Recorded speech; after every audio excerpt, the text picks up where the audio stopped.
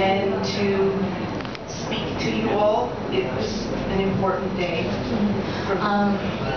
Tôi muốn nói với các bạn là ngày hôm nay quả thật là quá xúc động khi mà ở đây được nói chuyện với các bạn, quả thật rất xúc động. And it's good to see writers, old, young, male and female. Rất là vui được gặp tất cả các bạn, những nhà văn lớn tuổi và những người còn trẻ, những nhà văn nam. And I thank you for being here.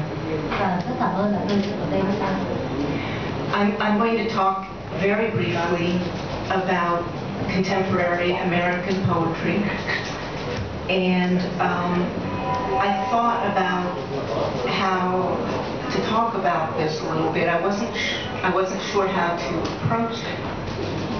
Hôm nay tôi sẽ nói một cách ngắn gọn về thơ ca đương đại Mỹ, nhưng mà quả thật là tôi cũng hơi bối rối là làm thế nào để nói về nó. Because it's a complex and very broad aesthetic of contemporary poetry. Bởi vì thực sự là nói về thơ ca đương đại Mỹ thì quả thật là khá là phức tạp. So I will talk about the way I make sense of our contemporary poetry. Vì vậy mà tôi sẽ nói về tôi hiểu về thơ ca đương đại Mỹ thế nào. The way I put it in a framework. Cái cách mà tôi đặt nó vào trong một cái khuôn khổ.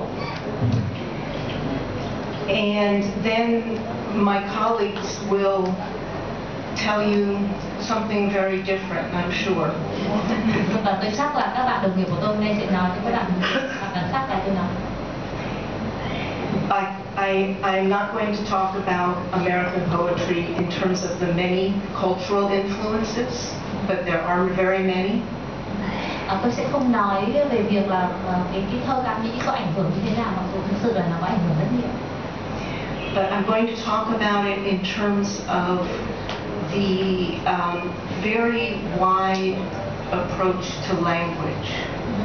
Mà thay vào đó tôi sẽ nói về việc là cái cách tiếp cận rất là rộng về mặt ngôn ngữ. Because I think that coming to an American poem in translation, it's important to know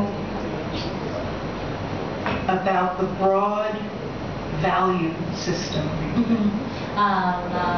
Nếu mà để xét đến thơ ca Mỹ thông qua các bản dịch thì tôi nghĩ rằng là phải nói đến cái giá trị rất rộng của nó.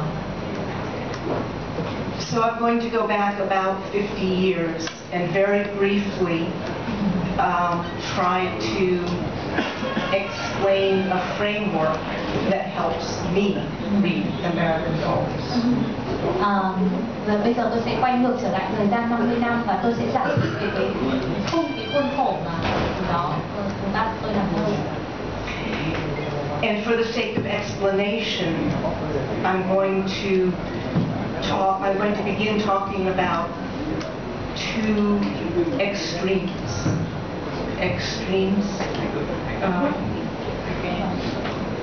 Và trong cái phần thứ hai tôi sẽ giải thích về cái thái cực.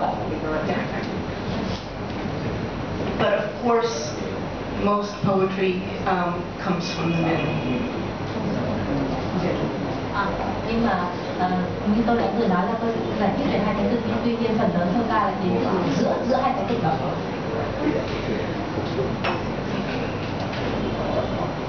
I would say that on one end, American poetry is defined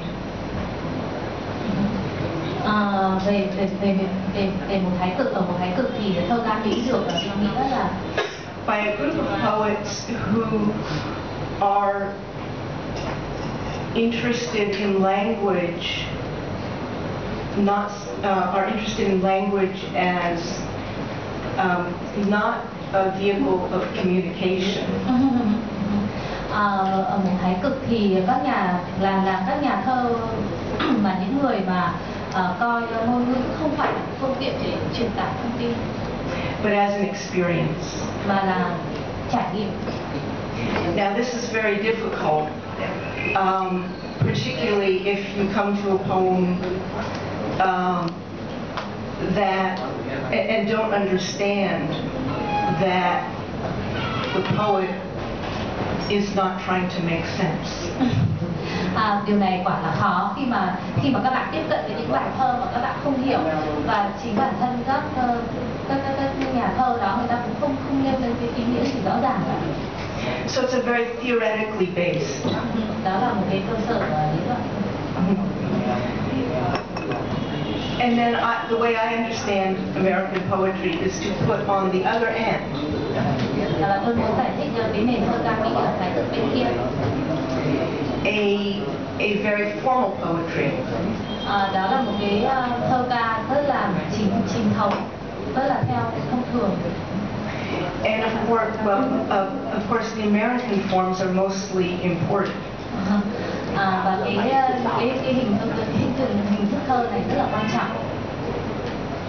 However, about 50 years ago, again, there was a surge of interest in writing in forms. Cách đây 50 năm trở về trước thì đột nhiên có một cái làn sóng về sáng tác. And these poems tend to be more traditional in narrative, image. Và những cái hình thức thơ ở thời điểm đó thì theo phong cách truyền thống trong cách kể chuyện và trong cách là trong hình ảnh. And of course, the beauty of the language also. Và tất nhiên là có nói với cả cái sự vẻ đẹp của ngôn ngữ. But not just based in sound. Nhưng mà không phải dựa trên cơ sở về âm thanh. I made a handout. You can pass it. It's not. I made a little anthology, a little group of poems.